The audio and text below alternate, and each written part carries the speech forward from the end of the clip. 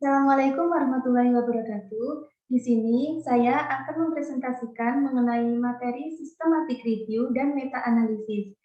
Materi ini saya presentasikan guna memenuhi tugas mata kuliah metodologi penelitian dengan dosen pengampu APT Yudi Wicaksono, SSI, MSI. Sebelumnya, perkenalkan nama saya Uun Badiani, NIM 192210101099 dari Fakultas Farmasi Universitas Newberry. Oke, langsung saja.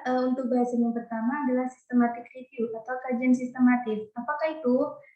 Systematic review merupakan suatu penelitian yang mengidentifikasi, menilai, dan melakukan sintesis terhadap semua bukti empiris dari penelitian primer yang ada, yang memenuhi kriteria eligibilitas yang telah ditentukan dulu untuk menjawab suatu pertanyaan penelitian tertentu. Systematic review disebut juga dengan secondary research atau research on research. Nah, metode yang digunakan itu harus eksplisit atau jelas dan sistematis. Nah, tujuannya untuk meminimalkan bias sehingga dihasilkan temuan-temuan yang dapat diandalkan untuk memberikan informasi bagi pengambilan keputusan. Selanjutnya, meta-analisis merupakan desain studi epidemiologi yang tujuannya mengkaji secara sistematis dan mensintesis atau menggabungkan hasil-hasil estimasi secara kuantitatif dari sejumlah penelitian terdahulu yang menjawab masalah penelitian yang sama dan bisa digabungkan. Jadi, di sini intinya yaitu secara kuantitatif. Nah, apakah perbedaan systematic review dan meta-analisis? Pada gambar ini dapat dilihat bahwa meta-analisis merupakan bagian dari systematic review. Nah, untuk perbedaannya, untuk kajian sistematis merupakan penelitian yang mengumpulkan dan mengkaji semua hasil riset empiris yang tersedia dengan menggunakan metode yang jelas dan sistematis untuk memperoleh jawaban-jawaban atau suatu pertanyaan penelitian tertentu.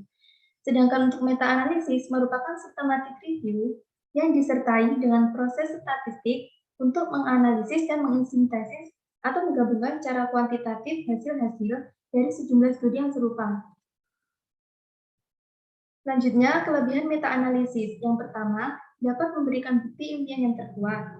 Kemudian meningkatkan validitas internal, dapat memperluas kemampuan penerapan bukti, dapat mengatasi masalah inkonsistensi atau kontroversi hasil studi primer, dapat mengurangi kesalahan random, meningkatkan presisi estimasi, meningkatkan kuasa statistik, serta dapat memfasilitasi praktisi dalam menggunakan bukti riset.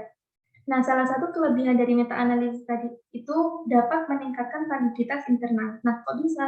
Karena pada meta-analisis ini pencariannya atau penelusurannya dilakukan secara sistematis.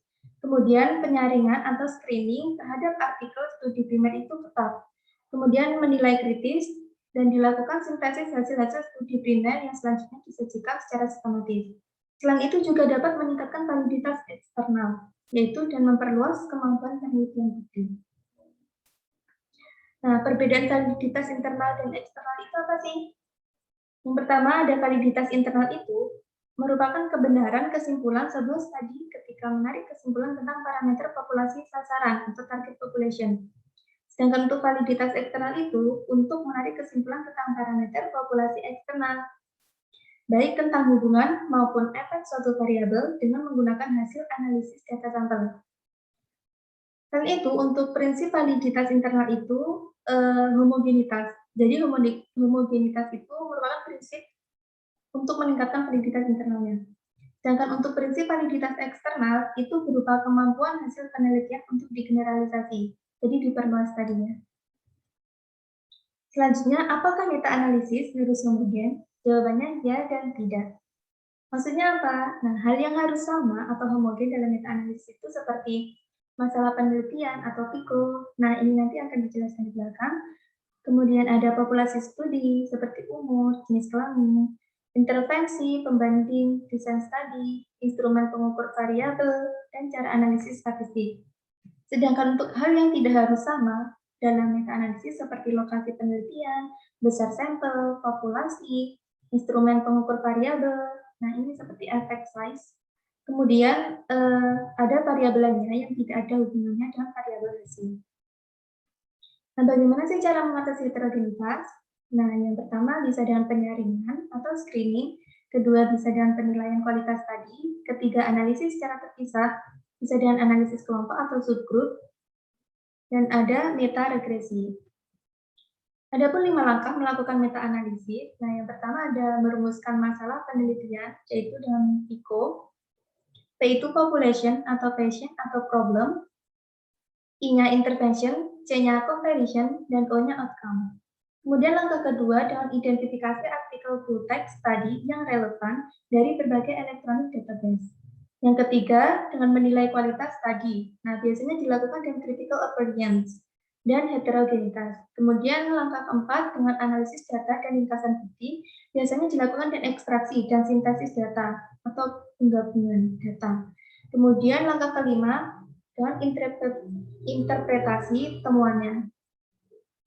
Pada langkah ketiga tadi ada critical appraisal. Apakah itu? Critical appraisal atau penilaian kritis merupakan evaluasi sistematis terhadap artikel publikasi hasil penelitian.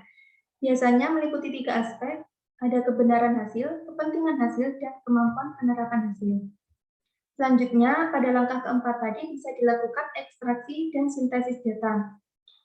Nah, ekstraksi dan sintesis data ini bisa dilakukan dengan cara dua variabel ini. Nah, yang pertama ada variabel dependent continue, bisa dengan effect size, sedangkan variabel dependent dichotomy bisa dengan RR, OR, KR, RD, log odds ratio, log Krig's ratio, dan sebagainya.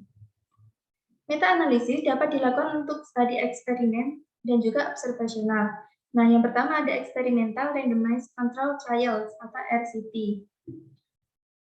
Nah, tadi kan bisa dilakukan dengan 2 variabel. Yang pertama dengan variabel dependent continue dengan analisis data bivariat. Nah, hasil sintesis datanya adalah effect size. Kemudian, sedangkan untuk variabel dependent dichotomy, analisis datanya juga dilakukan dengan analisis bivariat, namun sintesis datanya adalah RR dan ON. Kemudian, untuk studi observasional juga bisa dilakukan dengan 2 variabel tadi. Yang pertama variabel dependent continue. Nah, untuk analisis datanya itu dengan analisis multivariat, dan hasil sintesis datanya berupa adjusted regression coefficient.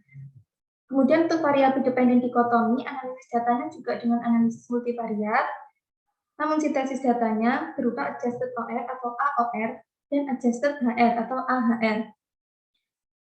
Nah, tadi kan untuk studi eksperimen dilakukan analisis data bivariat. Nah, itu gimana sih? Nah, analisis bivariat itu dilakukan dengan membandingkan kelompok eksperimen dan kontrol. Kemudian pada studi observasional tadi dilakukan analisis data multivariat, yaitu dengan cara membandingkan 2 kelompok dengan mengontrol sejumlah confounding factor. Kemudian ini merupakan hasil sintesis data tadi. Nah, yang pertama itu ada effect size. Itu dapat dihitung dengan cara perbedaan yang 2 kelompok tadi dibagi dengan rata-rata standar deviasi. Kemudian yang kedua, adjusted regression coefficient itu dapat dihitung dengan persamaan berikut. Selanjutnya untuk adjusted odds ratio atau AOR bisa dihitung dengan persamaan berikut. Dan untuk adjusted hazard ratio atau AHR bisa dihitung dengan persamaan berikut. Selanjutnya ada heterogenitas dalam meta-analisis. Merupakan variasi data di dalam masing-masing studi atau antar studi primer. Nah, heterogenitas itu kebalikannya homogenitas. Selanjutnya, di samping ini ada ukuran heterogenitas efek dan cara memilih model analisis. Nah, untuk cara memilih model analisis itu, yang pertama, jika heterogenitas efeknya rendah, gunakan fixed effect model. Jika heterogenitas efeknya tinggi, gunakan random effect model. Kemudian untuk ukuran heterogenitas efek, yang pertama untuk chi-square test, jika P-nya lebih dari sama dengan 0,65, maka heterogenitasnya rendah atau sedang. Dan jika P-nya kurang dari 0,05, maka heterogenitasnya tinggi. Kemudian yang kedua ada I kuadrat Julian-Gibbs. Jika I kuadratnya kurang dari 50%, maka heterogenitasnya rendah atau sedang. Sedangkan untuk I kuadrat Selanjutnya, jika lebih dari sama dengan 50%, maka heterogenitasnya tinggi. Selanjutnya, untuk fixed effect model tadi, itu apa sih? Merupakan model analisis data yang mengasumsikan hanya terdapat satu efek size yang benar yang melatari semua hasil studi primer yang dianalisis. Nah, bisa dilihat dari gambar di samping, fixed effect model ini mengasumsikan bahwa ketiga studi ini berasal dari sebuah populasi. Jadi heterogenitasnya dapat dikatakan kecil. Selanjutnya untuk random effect model merupakan model analisis data yang mengasumsikan terdapat beberapa efek size yang benar dan berbeda dari satu studi ke studi primer lainnya. Jadi random effect model itu dapat dilihat pada gambar grafik di sampingnya itu. Nah, ini mengasumsikan bahwa ketiga studi berasal dari tiga populasi yang berbeda. Jadi heterogenitasnya bisa dikatakan besar. Nah, selanjutnya ada subgroup analisis. Subgroup analisis itu digunakan untuk menganalisis data peserta penelitian secara terpisah dalam kelompok-kelompok dengan tujuan untuk membuat perbandingan antar kelompok. Subgroup analisis ini dilakukan untuk memeriksa hasil studi primer yang heterogen atau untuk menjawab pertanyaan tertentu. Misalnya, apakah efek paparan lebih besar pada laki-laki daripada perempuan? Nah, untuk subgroup analisis ini, peneliti menduga bahwa studi primer yang dilakukan meta-analisis bukan berasal dari sebuah populasi keseluruhan, melainkan dari populasi-populasi yang berbeda. Selanjutnya ada kelemahan meta-analisis. Yang pertama ada istilah GIGO, garbage in, garbage out. Maksudnya apa sih? Nah, ini validitas hasil meta-analisis itu tergantung dari validitas masing-masing studi primer. Jadi bias yang pertalian dan pengumpulan data studi primer untuk sebagian di luar kendali peneliti meta-analisis untuk mengontrolnya. Tapi sebagian lainnya ada yang bisa dikendalikan lewat critical appraisal.